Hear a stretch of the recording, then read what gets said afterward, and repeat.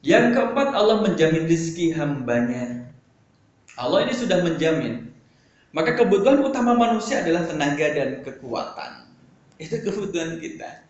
Ini kan yang dites oleh Imam Al-Ghazali.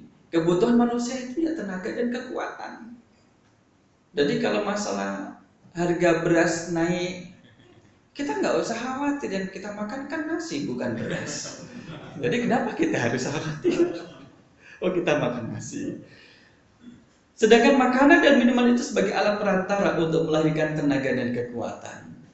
Maka ulama yang zuhud, yang sufi itu lebih dekat dengan apa yang disampaikan oleh Imam Al-Ghazali di sini. Jadi, nih pertanyaannya adalah, berapa lama tuh orang itu akan mati kalau dia tidak makan? Butuh berapa hari untuk menjadikan orang itu mati karena dia tidak makan minum? 30 hari? Nggak sampai. Apanya terlalu lama? 7 hari? 4 hari? Ini tidak makan dan tidak minum. 3 hari pernah? 3 hari atau 1 pekan tidak makan, tidak minum. Itu orang yang menjahit mulutnya, kadang kan protes kayak gitu. Apakah dia makan atau minum di saat kalian pada tidur? Itu kan gitu. Jadi orang akan mati kalau misalkan 1 pekan tidak makan dan tidak minum.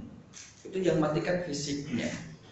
Kalau dia sedang beribadah, apakah akan mati secepat itu?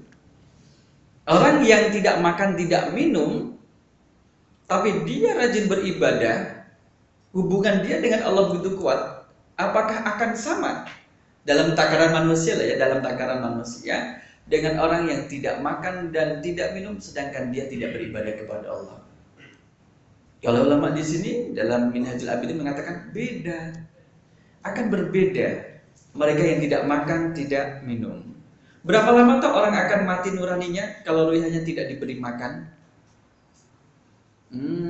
Dia makan minum tapi ruhiyah spiritualnya tidak dikasih makan. Maka itu berbahaya. Lebih berbahaya yang kedua, orangnya masih hidup tapi nuraninya itu mati karena tidak ada ruh spiritual di dalamnya. Lihat orang fakir miskin gak makan, gak minum, kelaparan, gak tertutup, tidak ada empati di dalam dirinya.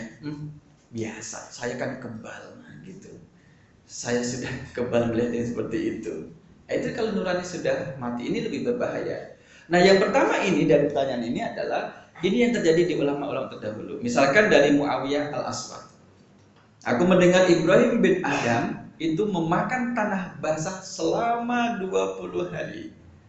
Tanah basah Bapak Ibu. Ya jangan dipikir, kan tanahnya mungkin campur dengan bubur ayam atau dengan tidak, ya tanah basah, tanah.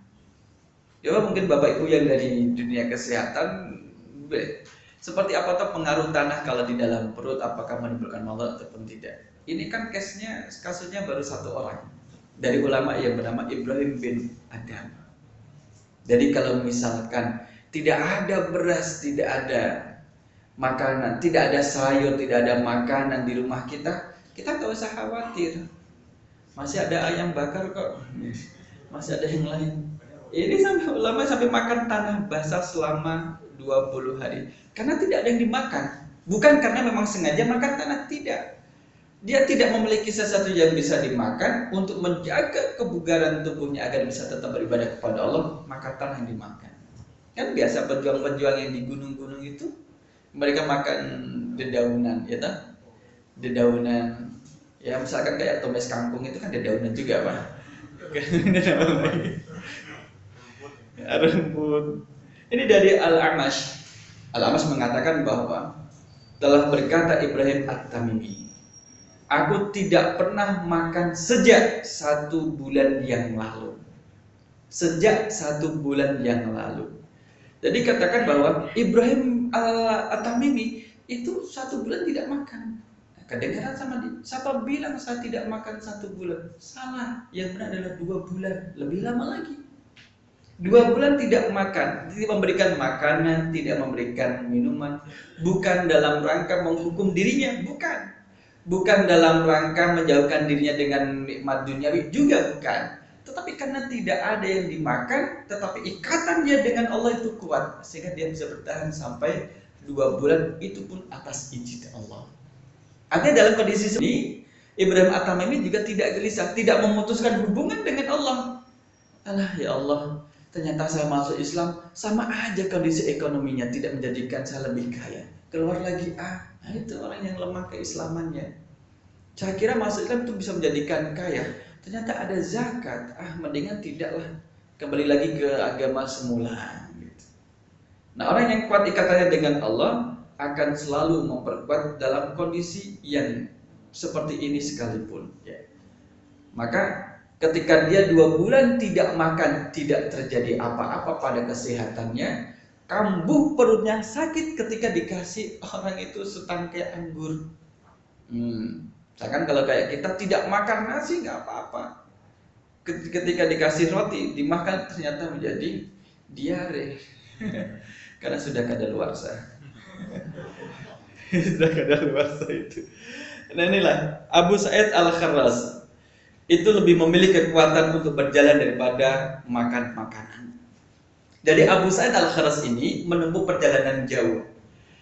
Sehari bekal yang dia bawa itu cukup untuk 3 hari. Untuk 3 hari. Nah, di hari yang keempat dia sudah kehabisan bekal dan tidak cukup tenaga. Maka dia beristirahat di bawah pohon. Ketika dia sudah tidak kuat, maka ada suara yang dia dengar. Wahai Abu Sa'id Al-Kharraz, apakah kamu memilih makanan atau kekuatan? Kamu pilih makanan atau kekuatan? Dia mengatakan dan berteriak, saya memilih kekuatan. Maka dikatakan bahwa waktu itu juga rasa laparnya itu hilang. Dan dia mampu melanjutkan perjalanan lagi. Ada sugesti di sini. Ada i'timad, ketergantungan hamba terhadap Allah Subhanahu wa taala. Maka kawan-kawan mahasiswa kalau siang atau sore dia sudah, saya mau kekuatan gitu. Saya mau kekuatan, itu akan kuat. Ya, akan kuat.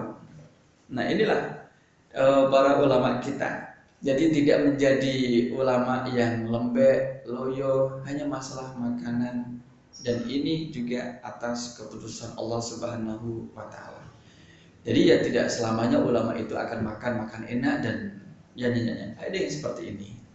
Nah, ini Bapak jamaah rahimakumullah, maka mengandalkan kekuatan badan dari Allah di saat yang bisa dimakan tidak lagi ditemukan atau dimiliki manusia. Ini saya menulis keadaan apa tadi ya? Jadi kita itu lebih baik mengandalkan kekuatan dari Allah di saat sesuatu yang bisa kita makan sudah tidak bisa diandalkan. Wah, saya nanti kalau tidak merokok gak kuat saya. Apalagi tergantung pada sesuatu yang minimal makruh hukumnya. Minimal makruh. Aduh, saya kalau tidak minum kopi ini nanti tidak bisa melebur. Itu jangan. Kaitkan dengan Allah, minta kekuatan kepada Allah, jangan kepada minuman ini.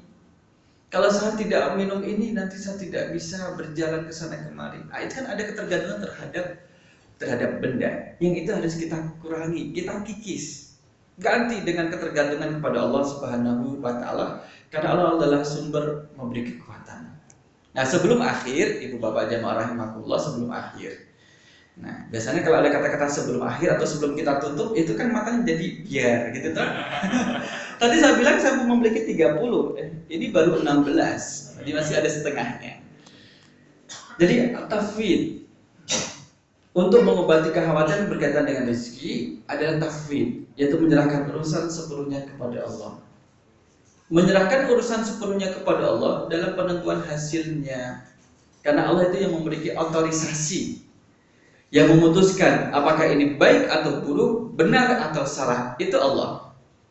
Maka dalam surah Al-Qasas ayat 69, A'udzubillahi minasyaitonirrajim. Wa rabbuka ya'lamu ma tukinnu suduruhum wa ma yu'linun. Allah itu tahu apa yang disembunyikan oleh hati-hati mereka dan apa yang mereka tampakkan. Jadi Allah di sini mengatur dan memutuskan yang baik menurut Allah. Tidak bergantung sama makhluk dengan melalaikan Allah. Ketergantungan, bos gimana nanti bos nasib keluarga saya bos, nggak usah bergantung seperti itu. Bergantungnya kepada Allah Subhanahu wa taala dengan usaha yang baik menurut Allah dan dicontohkan oleh Rasul. Itu yang harus kita laksanakan dan harus kita mintakan kekuatan kepada Allah Subhanahu wa taala. Nah, Bapak Asad belum mau tahu ketinggalan jenengan. Nah, Ibu Bapak jamaah rahmat adalah at-tafwid. At-tafwid.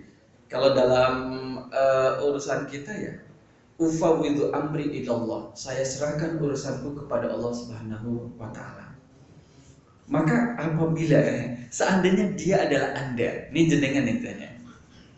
Kalau jenengan itu disuruh berdoa, Allah bukan berjanji akan mengabulkan setiap doa yang kita panjatkan. Kalau Allah meminta kepada kita untuk berdoa, maka doa apa yang akan kita mintakan kepada Allah? Jenengan Mas Fauzul suruh berdoa, maka doa apa yang akan jenengan panjatkan kepada Allah? Allah sudah janji akan mengabulkan. Doa apa tadi yang akan jenengan panjatkan? Satu permintaan, semoga seluruh doa kita dikabulkan. Seluruh doa kita dikabulkan. Bagus. Berarti kayak jamaah haji di Pak Asad. Kalau jamaah haji kan bawa kalungan buku toh. Kalau tawaf sekali dibuka. Nanti kalau di Jabal Arafah dibuka adanya apa? Nah ini jamaah haji modern, ya Allah, engkau tahu apa yang berada dalam buku ini, kabulkan ya Allah. Jadi dia tidak membaca satu persatu, kabulkan ya Allah. Gitu. Ketahui yang ku mau. Ya Allah, kabulkanlah semua doa jamaah yang ada di sini. Itu ada doaku juga ya Allah. Belum tentu baik. Iya Pak. Karena misalkan ada pemuda yang mau berdoa, ya Allah, hamba pengen nikah dengan fulan. Apakah kamu juga pengen nikah dengan tadi? Iya tuh. Nah, tadi sempat disebutkan di sini.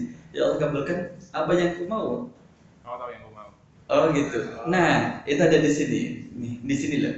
Orang soleh ini akan mengatakan bahwa kalau dia diminta untuk berdoa, maka mengatakan, engkau adalah zat yang maha tahu. Engkau adalah zat yang maha tahu. Maka berikanlah kepada kami dengan apa saja yang menurut engkau tepat bagi kami. Gitu. Ini kan salah satu contoh yang disebutkan oleh Imam Al-Ghazali. Ya Allah, orang soleh, doa soleh, doa rajul soleh, doa aja orang yang soleh. Jadi seperti ini juga tidak salah. Kalau kita meminta juga tidak salah. Selama yang kita mintakan itu kepada Allah, kita gantungkan kepada Allah, itu tidak salah. Semakin banyak sering kita meminta kepada Allah, Allah akan senang. Akan ada ketergantungan. Kalau Bapak Ibu lihat dan mengoreksi dari sekian banyak doa kita, antara doa yang kita panjatkan selama ini, yang dikabulkan dengan yang belum dikabulkan, banyak yang mana? Banyak yang mana? Banyak yang tidak dikabulkan. Banyak yang tidak dikabulkan. Apakah kita sadar bahwa Allah itu mengabulkan apa yang tidak kita minta? Kesehatan, kemudahan, kelapangan, perjalanan itu, sistem metabolisme pencernaan kita yang kita tidak mungkin tidak menyebutkan dalam doa, tapi Allah memberikannya itu. Maka jangan khawatir apabila doa kita baik, kandungannya, substansinya, kita sampaikan kepada Allah dengan cara yang baik, Allah akan memberikan satu di antara tiga pilihan. Ayu ajjala da'waduhu. Allah akan menyegerakan dikabulkan doanya. Didoakan, ya Allah, hamba ingin teh panas, ada misalkan dikasih orang itu kan disegerakan. Ya. Kemudian kalau tidak, yang kedua, Allah akan mengakhirkan pada waktu yang dan tempat yang tepat dan sesuai. Anak SD doa, ya Allah, hamba ingin menikah. Nanti Allah akan memilih waktu yang tepat. Kalau tidak pada waktu yang kedua pilihan ini, maka Allah akan mengganti dengan pahala yang baik di akhirat nanti. Kalau kita bertanya, apakah setiap doa baik yang kita panjatkan kepada Allah akan sia-sia? Ternyata tidak.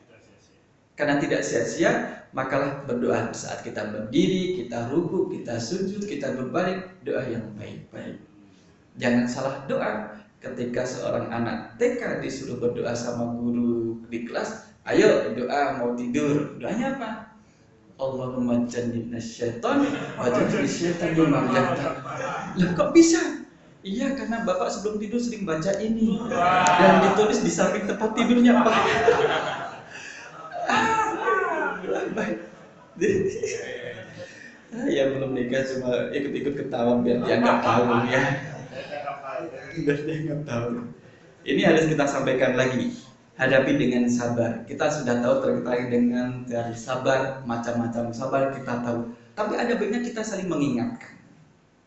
Imam Ali bin Abi Thalib aja diingatkan oleh pembantunya, seolah-olah dia itu mendapatkan ilmu yang baru, padahal dia adalah orang yang hafal Al-Quran. Dalam surat Al-Imran 134 itu, sabar dalam ibadah dan ketaatan, sabar dari berbuat maksiat, sabar dari perbuatan tidak berguna, sabar menghadapi musibah. Pertanyaannya, apa itu sabar? Sabar itu apa Bapak Ibu?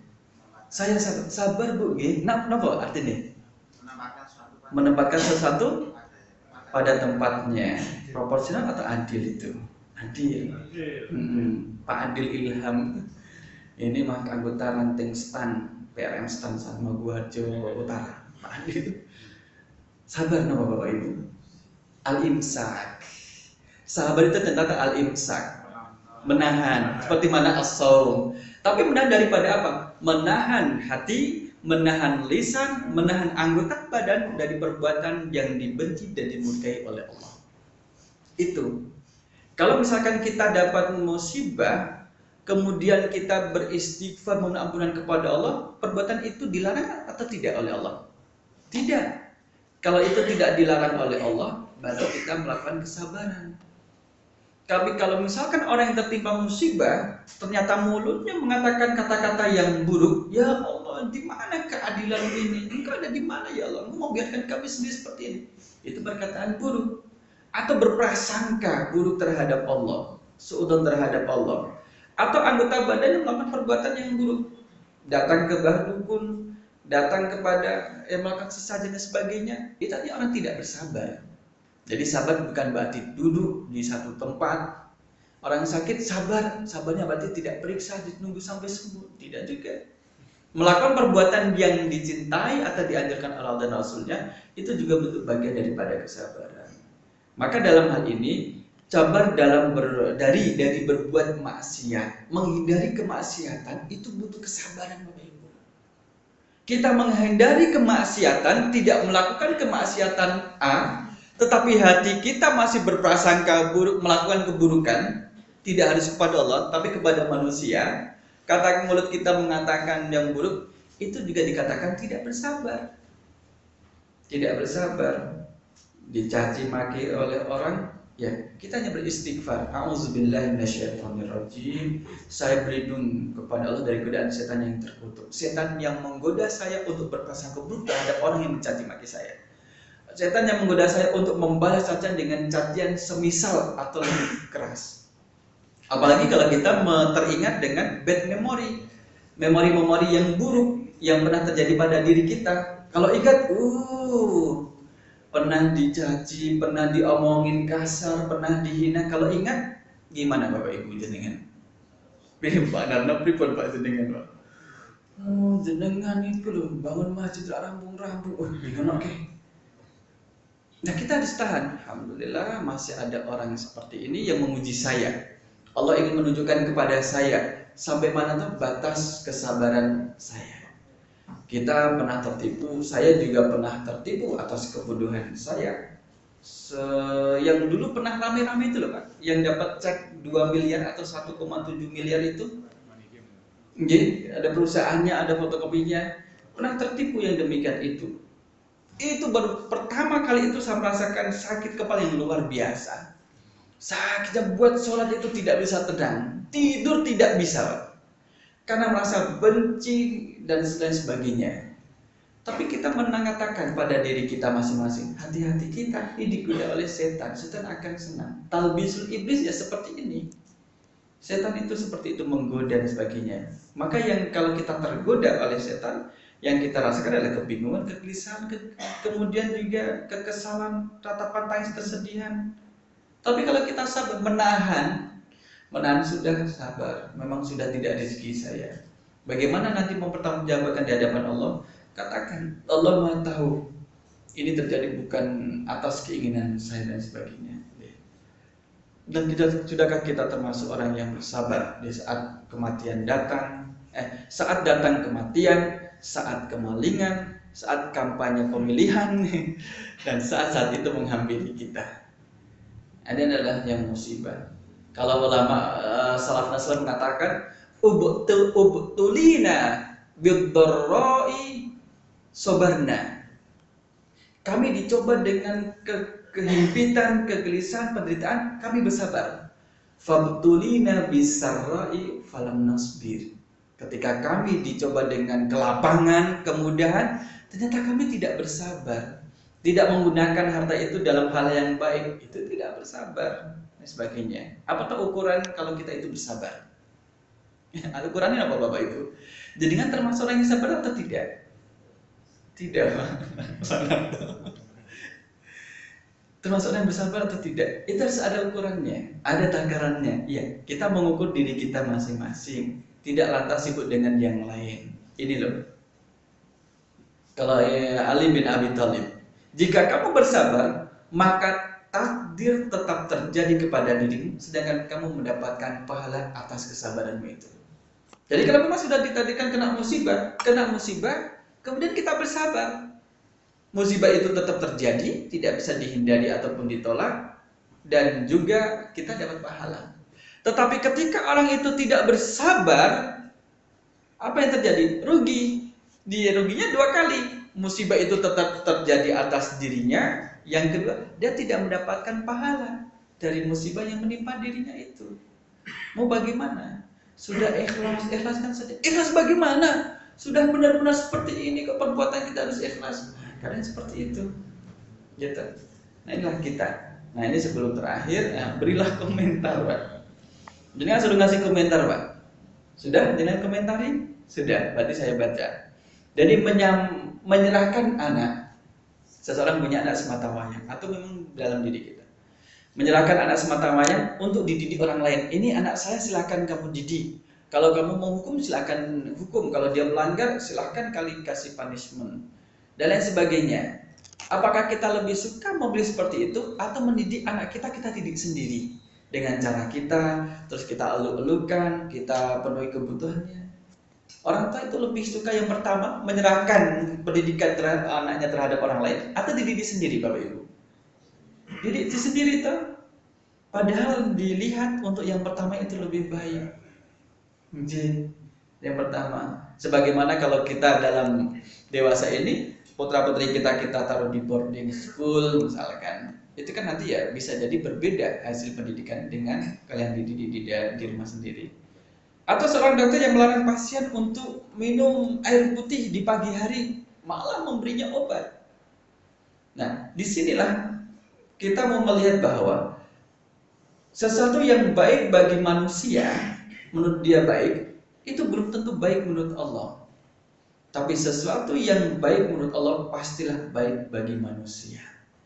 Sama seperti kalau tadi mendidik anaknya sendiri, yang menurut baik bagi dirinya terhadap anaknya, belum tentu itu baik dari sisi pendidikan, dalam pengajaran atau pembimbingan.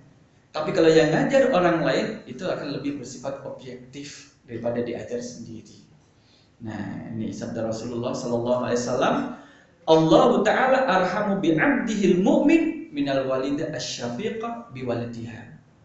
Jadi sekasih sayangnya, secinta-cintanya seorang ibu terhadap anaknya sendiri, itu lebih cinta Allah terhadap hamba yang beriman. Gitu Bapak. Secinta-cintanya seorang ibu terhadap anak dia sendiri, atau secinta-cintanya seorang istri terhadap suaminya, itu lebih cinta Allah terhadap hambanya yang beriman. Ini menandakan bahwa Allah itu Arhamur Rahimin. Idza ahabballahu qauman ibtalahum. Pahamkan pada diri kita. Kalau Allah itu cinta terhadap kita, Allah akan menguji kita. Apa sih gunanya ujian itu?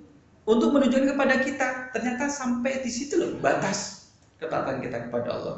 Bukan untuk Allah, informasinya bukan untuk Allah. Allah Maha mengetahui, dan ini adalah kesimpulan. Namanya kesimpulan di mana-mana itu adalah akhir Pak.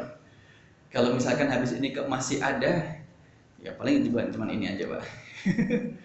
Ini Allah Maha Kaya, Allah Maha Bijaksana, mintalah kepada Allah dan jangan ragu akan janji Allah. Surat Al-Baqarah ayat 186.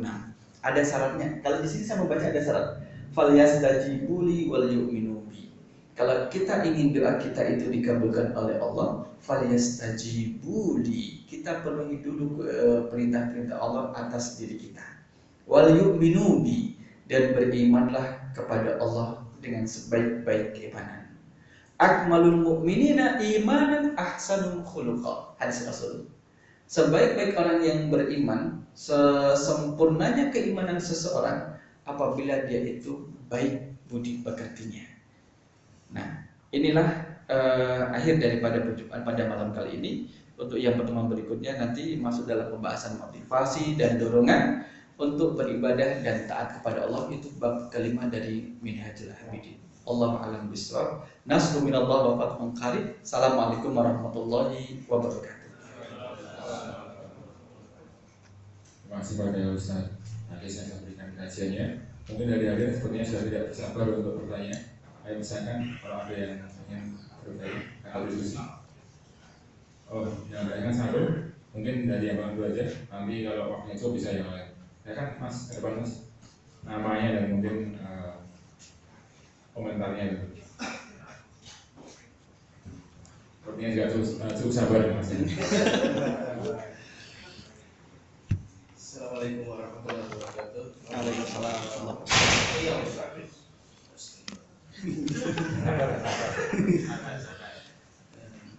Nama saya Mas Irul, Pak. Yang tadi disebut-sebut yang belum nikah. Teman-teman saya satu itu juga belum nikah. Gemuk juga. Yang saya mau tanyakan, Pak. Ini saya dapat dari seorang ustadz itu, katanya itu kalau Allah itu memberikan rezekinya banyak kepada umatnya itu, salah satu halnya itu untuk menguji umatnya apakah dia itu benar-benar mau bersyukur atau tidak dengan tanda kutip itu rezeki gitu istilahnya. Apakah istilahnya itu diperuntukkan untuk siapa atau semuanya itu juga mendapatkan semacam itu, Pak? Karena yang saya rasakan sendiri justru kadang malah rezeki yang banyak atau kemalangan yang membuat kita tuh kadang-kadang juga galau. Apakah ini benar-benar petanda bahwa Allah itu maha kuasa atau tidak, istilahnya semacam itu. Nah, bagaimana sikap kita, Pak, sebagai seorang pemuda dan sebagai seorang istilahnya itu penyiar kepada orang-orang yang awam, ketika kita itu juga belum punya yang istilahnya itu yang misalnya kita bisa share lah misalnya kalau soal rezeki ataupun yang lainnya. Itu saja, Pak. Terima kasih. Assalamualaikum warahmatullahi wabarakatuh. Waalaikumsalam. Satu atau ditambah lagi? Mungkin Bapak yang bisa maju di Pak. Nama dan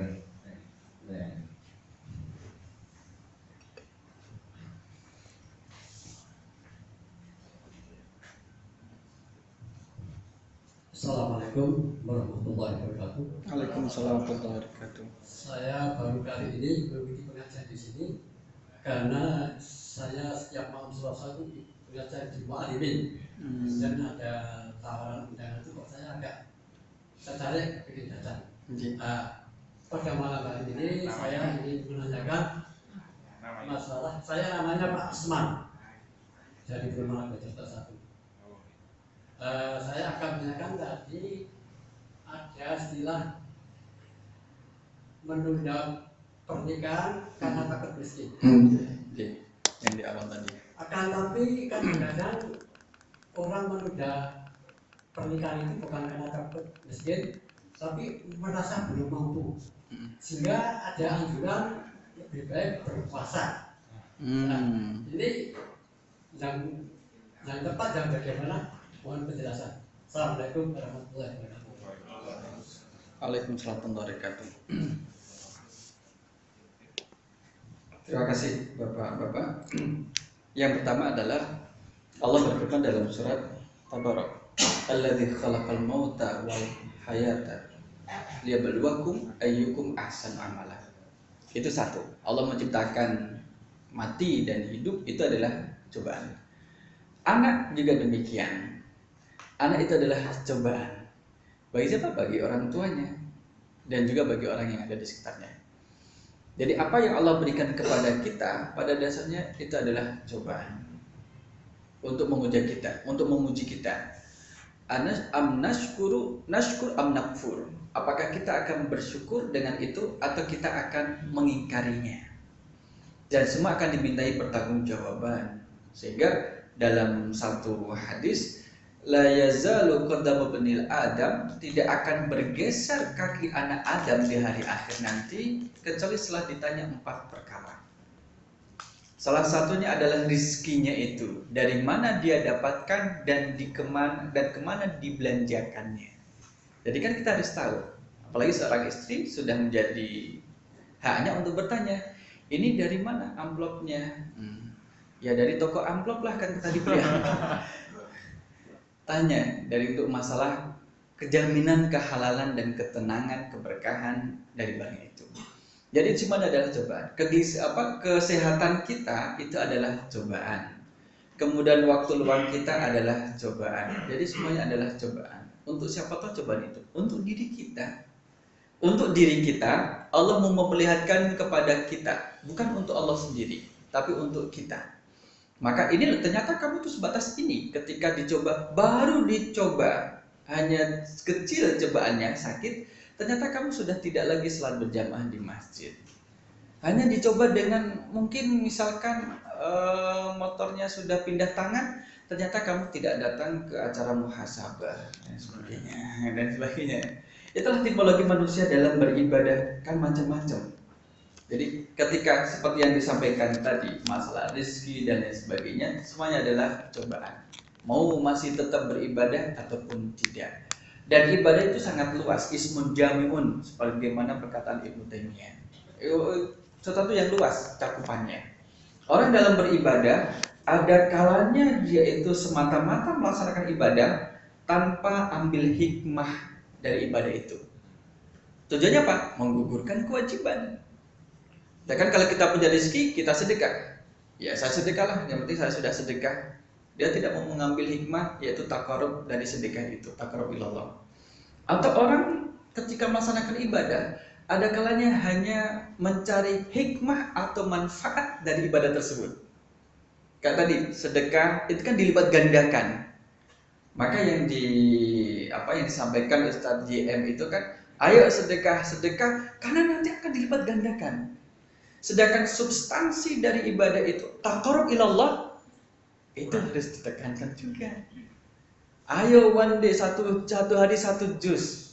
Saya melihat pribadi bagus. Bagaimana dengan pendalaman maknanya, perubahan terhadap perilakunya. Jadi tidak hanya kuantitas kan, itu bagus. Nah artinya kan ada ruhnya ini juga tidak boleh dilewati. Atau ada orang yang beribadah hanya untuk menjalankan ilmunya saja, mempelajari ilmunya. Kayak orang bisa menghilang, dia bisa menghilang kalau dia memiliki ilmunya. Orang mau menghilang, dia mempelajari ilmunya. Ternyata dia bisa menghilang. Setelah menghilang tidak muncul lagi, karena dia tidak mempelajari ilmu menampilkan lagi. Jadi nggak nampak lagi. Nah ini menjadi bahaya. Ibu bapak jamaah rahimahullah, setiap kita memiliki perbedaan dari apa yang Allah berikan dan juga memiliki kesamaan. Maka pada setiap kesamaan itulah Allah akan menuntut sama atas diri kita dari apa yang Allah berikan. Dari setiap perbedaan itulah Allah juga akan menuntut dan memperlihatkan kepada kita bagaimana kita menyikapi perbedaan itu. Jadi kurang lebih itu yang pertama tadi, Mas Irul. Kemudian yang kedua dari Pak Usman terkait dengan puasa. Fa innahu wijaun, kalau dalam hadis Rasul, ya ma'syarasy syabab, man istata'a minkumul ba'a falyatazawwaj. Jangan dikritisi maksudnya. Kenapa harus yang muda-muda, ya ma'syarasy syabab yang dipanggil? Emang kalau sudah tua nggak boleh nikah lagi ya gitu? Atau nikah di usia tua nggak boleh lagi? Jadi kan pada umumnya demikian. Pada umumnya kalau menikah itu di usia muda. Kalau usia tua namanya apa? Al-kawinu, al-biha, nikah juga. Terkawin itu. Tapi kan jarang yang demikian. Potretnya adalah ketika masih muda itu usia di mana semangat untuk promo. untuk kromo. Maka dalam lanjutan hadis itu, kalau kita sudah memiliki ba'ah, perbekalan, bekal untuk mendirikan keluarga baru, falyatazawwaj, maka nikahlah. Kalau tidak mampu karena hukumnya belum wajib, maka puasa. Fa innahu wija, itu adalah menjadi perisai pelindung. Karena orang yang berpuasa itu bisa menahan pandangan dari yang diharamkan Allah. Kemudian menundukkan pikiran kotornya dari yang diharamkan oleh Allah. Dan dari segala bentuk perilaku buruk yang diharamkan oleh Allah yang tidak bisa dilakukan kecuali oleh mereka yang sudah menikah. Gitu, Pak. Bagaimana dengan antara yang berpuasa dengan yang tadi kita sampaikan? Ini kan dalam dataran manusia di sini. Takut miskin dalam konteks misalkan perkataan atau anggapan sebagian mereka yang belum berani menikah. Kalau yang jenengan sampaikan tadi berdasarkan dengan hadis, tidak ada pertentangan, melainkan yang ada di sini melanjutkan penjelasan daripada hadis atau penjabaran daripada hadis. Hukum nikah itu apa? Sunnah atau wajib? Tergantung siapa yang menikah. 5. 1, hukum nikah bisa berhukum wajib. Kalau saya dulu diajarin kalau menghitung sesuatu jangan dari kelingking, harus dari jempol. Betul Pak ini? Dari jempol gitu. Betul. Saya pernah dikritik, sampai rumah dimarahin karena mengambil dari sini. Maka harus ngambil dari jempol. Yang pertama berhukum wajib bagi orang yang mampu untuk menikah dan khawatir terjerumus pada perzinaan atau persarkeman. Nah dia khawatir terjerumus di sana. Ini wajib menikah dia. Nggak ada ini kok, nggak ada calonnya. Aneh, zaman sekarang mengatakan sulit mencari calon. Kalau selektif mungkin, karena terlalu selektif. Saya mau, tolong dong saya carikan calon istri yang perempuan tentunya gitu. Kemudian dia itu cantik, kemudian nasabnya baik, dia itu kaya, agamanya bagus. Kalau mungkin misalkan minta sama yang diminta, kalau dapat juga akan diminta akan dikawini sama yang diminta tadi dan dikasihkan kepada jenengan. Karena demikian ini adalah sulit. Nah dalam kondisi sudah mampu harus segera menikah dan takut kepada perzinahan. Itu hukumnya wajib, maka hukum nikah lihat kepada siapa yang akan menikah. Bisa juga hukumnya adalah sunnah, bisa juga mubah, bisa makruh atau bisa haram kepada orang yang dengan pernikahannya itu dia bisa melakukan kemaksiatan. Entah itu pelampiasan kekerasan terhadap istrinya misalkan atau terhadap suaminya, itu berhukum haram pernikahan demikian itu. Atau keburukan yang lainnya. Yang belum menikah kita doakan semoga segera menikah pada waktunya. Amin. Ada Pak Aris, kok tinggal ngobrol sama Pak Aris ya? Yang sudah menikah kita doakan diberi keturunan. Apalagi Pak ya? Bukan saya ngomong loh ya. Nanti saya diceramain sampai rumah. Pokoknya tadi saya tidak tahu ya. Kemudian yang sudah punya keturunan diberi kemampuan untuk melaksanakan amanat Allah dalam mendidik keturunan itu. Amin. Amin. Dan diberikan sakinah, mawaddah, warahmah. Amin. Demikian ibu bapak jamaah rahimakumullah. Selanjutnya kita terus belajar dan juga menutupi kekurangan kita untuk menyempurnakan ibadah kita kepada Allah. Dari saya mohon maaf atas segala kekurangan dan kehilafan. Nasrul minallah wa fathun qarib. Assalamualaikum warahmatullahi wabarakatuh. Demikian penyampaian dari Ustaz Andi Sugianto. Barangkali dari generasi ada yang belum puas bisa bertanya pada video sebelum acara ini. Kemudian ada informasi dari Lazismo infak malam hari ini sejumlah 130.700. Alhamdulillah ini semoga menjadi amal soleh untuk Bapak dan Ibu sekalian. Dan mari kita acara kita dengan sama-sama melakukan alhamdulillah. Alhamdulillah. Assalamualaikum warahmatullahi wabarakatuh.